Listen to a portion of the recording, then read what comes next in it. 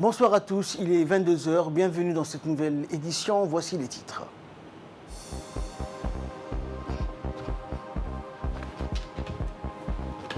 Le chef de l'État a présidé aujourd'hui la 8e séance du Conseil des ministres au Palais de la Présidence. Et concernant le déconfinement dans le monde, l'OMS appelle à une extrême vigilance. Bonsoir à tous. Sous la présidence du chef de l'État et chef du gouvernement Ismaël Omar Guelleh, s'est tenue ce matin la 8e séance du Conseil des ministres. 4 questions étaient à l'ordre du jour de cette séance. Tout de suite, le compte-rendu du chef de la diplomatie djiboutienne et porte-parole du gouvernement, Mahmoud Ali Youssouf. Bismillah ar-Rahman ar-Rahim. Sous la présidence du chef de l'État, son Excellence M. Ismaël Omar Guelleh, s'est tenue la 8e séance du Conseil des ministres en ce mardi 12 mai 2020. Étaient inscrites à l'ordre du jour 4 questions. La première question est relative à une communication sur l'évolution de la pandémie du Covid-19 dans notre pays. Le Premier ministre, président du comité de pilotage, a fait une présentation devant le Conseil sur le travail effectué par le comité par rapport à la gestion de cette crise durant les 2 derniers mois. Le ministre de la Santé a pour sa part fait le point sur l'évolution de la pandémie ainsi que les résultats obtenus suite aux mesures de confinement décrétées par le président de la République et la stratégie des 3T. Tracer, tester et traiter. Un nouveau décret de déconfinement graduel et conditionnel a été signé par le chef de l'État le 10 mai 2020. La nouvelle stratégie met toujours l'accent sur le dépistage massif et l'assèchement des foyers actifs. L'élargissement du dépistage se fera vers les services centraux, qui ont une interaction directe avec les administrés et la population. Les personnes âgées et vulnérables seront systématiquement testées et une approche nouvelle quant aux services qui leur seront rendus par l'administration sera mise en place.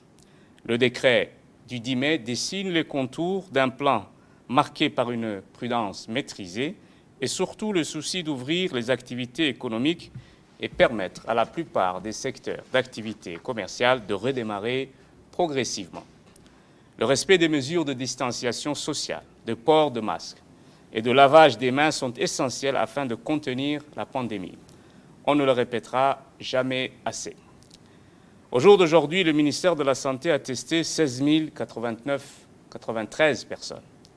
Le pays compte 1 256 cas positifs avec 29 cas signalés aujourd'hui. Enfin, les nouvelles orientations stratégiques seront soutenus par des objectifs suivants. L'élaboration de procédures opérationnelles par le comité scientifique. Un plan de communication clair et multisectoriel qui, tout en continuant à mettre l'accent sur l'appropriation des mesures barrières, aura pour objectif de faire adhérer la population à ce nouveau dispositif. Et enfin, l'acquisition d'un stock stratégique en matériel de protection individuelle, en médicaments et en équipements médicaux. La deuxième question concerne un projet de loi portant modification de certaines dispositions de la législation en matière de procédure civile. Le projet de loi vise à renforcer la carte judiciaire dans notre pays afin de rapprocher davantage la justice des justiciables. Nos compatriotes résidant dans les régions doivent parcourir parfois plus de 200 km pour trouver une juridiction sans compter les frais occasionnés. C'est dans l'optique de mettre un terme à cette inégalité qu'il est proposé de créer 3 nouveaux pôles judiciaires, l'un à Balbala, un autre à Dikil et un dernier à Obok. Ces 2 derniers comprennent chacun un tribunal de première instance et un tribunal de statut de personnel. Ces 2 villes ont été retenues parce qu'elles disposent déjà d'établissements pénitentiaires fonctionnels. Le pôle judiciaire de Balbala comprend un tribunal de première instance, un tribunal du statut personnel et une cour d'appel.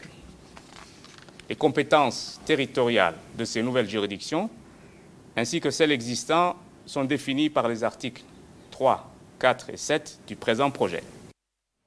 Poursuivant, le chef de la diplomatie djiboutienne et porte-parole du gouvernement est revenu également sur les autres questions qui étaient à l'ordre du jour de cette 8e séance du Conseil des ministres qui portait notamment sur le domaine énergétique. On l'écoute. La troisième question concerne un projet de décret portant approbation de l'évaluation préalable du projet solaire. Le ministère de l'Énergie, chargé des ressources naturelles, a soumis pour avis à la Direction générale des partenariats publics-privés le rapport de l'évaluation préalable portant sur le projet de développement, du financement et de la construction d'une centrale solaire de 30 MW au Grand Bara.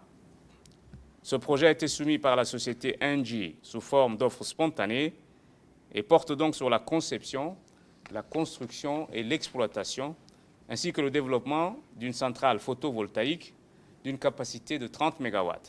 Dans une première phase et dans une seconde phase, la société prévoit l'augmentation des capacités de production afin de répondre à la demande en énergie de l'acheteur unique qu'est l'électricité de Djibouti et d'Édé. Ce projet d'énergie solaire sera le premier dans notre pays d'une telle envergure. La quatrième question est relative à un projet de décret portant approbation de l'évaluation préalable du projet de parc d'énergie renouvelable biomasse. La centrale biomasse nécessite 340 tonnes de déchets solides municipaux et 130 tonnes de pneus usagés pour produire 40 MW. Ce projet d'énergie à base de biomasse est porté par une société américaine qui a déjà signé un mémorandum d'entente avec le ministère de l'Énergie et un accord de fourniture avec l'OVD. Une proposition de projet a été reçue et transférée comme offre spontanée à la Direction générale des partenariats publics-privés. Le prix d'achat estimé de cette énergie sera de 6,65 cents de dollars le kilowatt. Le nombre d'emplois qui seront créés lors de la phase de construction sera de 30 emplois. Et une fois le projet complété, on s'attend à ce que cette centrale puisse créer de 100 à 150 emplois permanents. Le coût de l'investissement total est de 183 millions de dollars. Merci. Également dans l'actualité, le ministère de la Santé, depuis le début de cette crise du Covid-19, nous fait chaque jour le bilan et le point sur la situation de la pandémie dans notre pays. Écoutons donc le bilan et le rapport pour cette journée du 12 mai 2020 avec le secrétaire général du ministère de la Santé. Mardi 12 mai 2020. La situation se présente ainsi. Nous avons réalisé 303 tests, dont 29 cas se sont révélés positifs au Covid-19. Et 14 personnes sont déclarées guéries et peuvent sortir de leur centre de prise en charge. Aussi, nous poursuivons activement le dépistage de contact des cas positifs. Le gouvernement se prépare à la sortie progressive du confinement. Pour sa part, le ministère de la Santé s'attelle à la multiplication des sites de prélèvement, à la préparation des structures de prise en charge, à l'accueil des patients tout venant et à la décentralisation du dispositif de prise en charge. Tous les moyens pour assurer la protection de la population seront poursuivis et renforcés, notamment à travers les recommandations habituelles de lavage de mains, de distanciation sociale, de désinfection de surfaces de contact. Nous poursuivrons également la communication et la sensibilisation à travers les médias. Aussi, nous ne cesserons de le répéter. Le succès de deux confinements annoncés est tributaire de l'application rigoureuse de toutes les consignes sanitaires. Nous vous encourageons également à composer le numéro vert, le 15 17, pour toute suspicion d'infection à Covid-19 ou toute autre préoccupation ou information concernant cette pandémie. Enfin, quant au bilan global, il se dresse comme suit.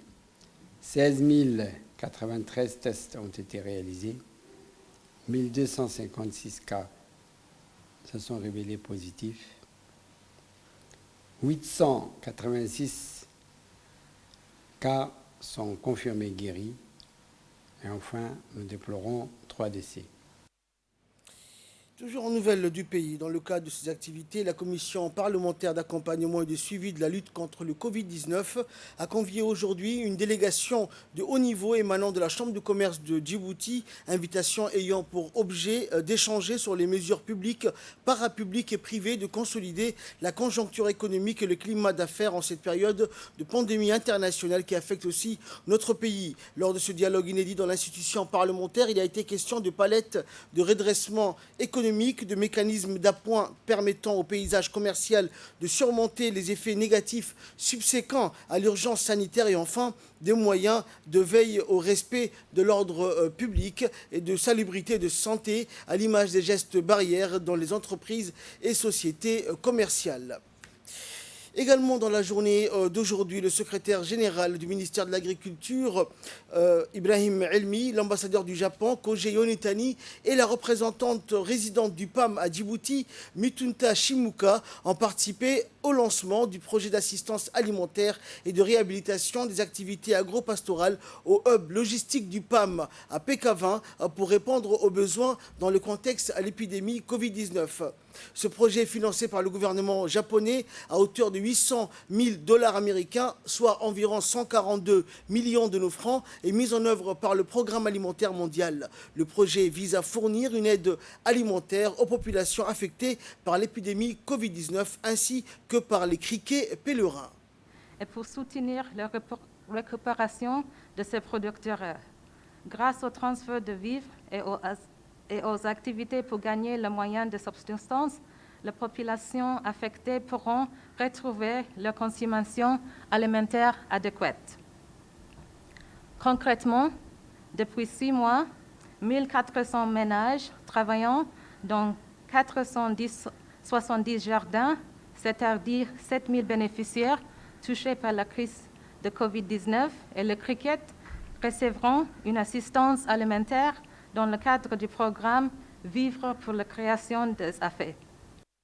Et dans son intervention, le diplomate japonais a indiqué donc que ce projet apportera le soutien nécessaire pour la réhabilitation des activités agro-pastorales afin de les rendre plus résilientes contre les impacts des phénomènes naturels tels que l'assaut des criquets pèlerins. On l'écoute. Les criquets pèlerins ont ravagé les jardins et les fermes et les impacts de l'épidémie Covid-19 ont commencé à se faire sentir. Je suis heureux d'annoncer aujourd'hui, en réponse à l'appel lancé par le gouvernement de la République de Djibouti, le gouvernement du Japon a décidé de financer le projet à la hauteur de 800 000 $ américains, soit environ 142 millions de francs djiboutiens. Ce projet vise à fournir une assistance alimentaire à la population qui se trouve dans la difficulté, mais également ce projet, tout au moins nous souhaitons, et c'est notre ambition, que le projet apporte le soutien nécessaire pour la réhabilitation des activités agro-pastorales. Le projet va apporter les assistances à la population dans les 5 régions, Addis Abeba, Dikil, Tajura, Obok et Arta. Je suis vraiment très heureux de réaffirmer ceci, puisque moi, et souvent avec mon épouse, nous avons visité chacune de ces régions et nous avons eu l'occasion de rencontrer des femmes et des hommes à des différentes localités dans ces régions. Et enfin, clôturons la série des interventions. Le secrétaire général du ministère de l'Agriculture, Ibrahim Elmi, a remercié donc d'emblée le gouvernement, le peuple japonais, également l'ambassade du Japon à Djibouti et le programme alimentaire mondial pour cette aide et pour la mise sur pied de ce projet portant donc assistance alimentaire et de réhabilitation aux activités agro-pastorales. On l'écoute. Suite à l'appel international humanitaire lancé par le gouvernement de Djibouti et la FAO, plusieurs partenaires multilatéraux et latéraux ont pu exprimer leur solidarité à travers des projets qu'on a pu mettre en place. Les premiers d'entre eux aujourd'hui, c'est celui qu'on vient d'assister, c'est de lancer ces projets financés par le Japon et exécutés à travers le PAM, avec la collaboration étroite du ministère de l'Agriculture, de pouvoir lancer l'assistance humanitaire pour toutes les régions affectées par ces fléaux qu'est le criquet pèlerin. Ces projets visent à appuyer à peu près 1400 ménages pour une période de 6 mois. Aujourd'hui, ce n'est que le démarrage et ceci va permettre à ces populations rurales durement touchées, en plus du criquet pèlerin par le Covid-19, de pouvoir retrouver un peu une ration alimentaire adéquate permettant de survivre. J'exprime encore une fois, au nom du gouvernement de Djibouti, de remercier le peuple du Japon, le gouvernement du Japon, d'avoir pu répondre positivement à l'appel qui a été lancé par le gouvernement de Djibouti. Et toujours dans la continuité des activités de sensibilisation contre le Covid-19, le mouvement des jeunes leaders des quartiers se sont mobilisés hier soir sur la route de Venise pour rappeler donc aux nombreux emprunteurs de cette voie les mesures et gestes barrières essentiels qui sont recommandés par le gouvernement. Et donc cette campagne qui avait débuté la semaine dernière dans la cité Al-Hiba s'inscrit dans le cadre de lutte contre cette pandémie qui a plongé le pays dans un confinement total depuis le 24 mars dernier. Le secrétariat d'État à la jeunesse et au sport encourage les jeunes leaders bénévoles de différents quartiers de la capitale qui travaillent d'arrache-pied sur le terrain pour servir leur patrie et appeler la population à plus de vigilance et au respect des règles donc, et des gestes barrières et les travaux menés par ces braves personnes. Dans le cadre de la lutte contre la prévention, contre la pandémie du Covid-19, la société Djibouti Port Corridor Route, sous la direction générale de Abdi Ibrahim Farah, a fait don d'un important lot d'équipements de produits sanitaires au centre médico-hospitalier de Dikil, constitué de masques, de gants, de combinaisons de protection et de divers produits désinfectants. Et ce don a été remis à la préfecture de Dikil et est destiné pour le poste de contrôle sanitaire de Galafi dans la sous-préfecture de Yoboki, où les opérations de contrôle, de pulvérisation et de désinfection se déroulent d'arrache-pied jour et nuit. Ont assisté à la réception de ce don le préfet de la région, le médecin-chef de la région sanitaire ainsi que le sous-préfet de Yoboki. Et là, nous passons à l'actualité internationale. C'était dans les titres, l'OMS appelle à une extrême vigilance concernant le déconfinement dans le monde. Alors que de plus en plus de pays tendent vers le déconfinement, l'Organisation mondiale de la santé appelle à la prudence concernant l'assouplissement des mesures de restriction prises pour lutter contre le Covid-19. L'espoir revient, mais il ne faut pas se relâcher. C'est le message envoyé hier soir par le directeur général de l'OMS, Tedros Adhanom Ghebreyesus, au cours d'une conférence de presse virtuelle à Genève. Et pour citer donc certains pays en particulier, le directeur de l'OMS a rappelé que nombreux sont ceux qui ont réalisé les investissements significatifs pour améliorer leur capacité en santé publique dans le confinement. La pandémie a fait au moins 278 892 000 morts dans le monde depuis son apparition en décembre en Chine. Selon un bilan établi hier par l'OMS, plus de 4 millions de cas ont été diagnostiqués dans 195 pays et territoires. C'est la fin de ce journal. Excellente soirée sur Télé Djibouti.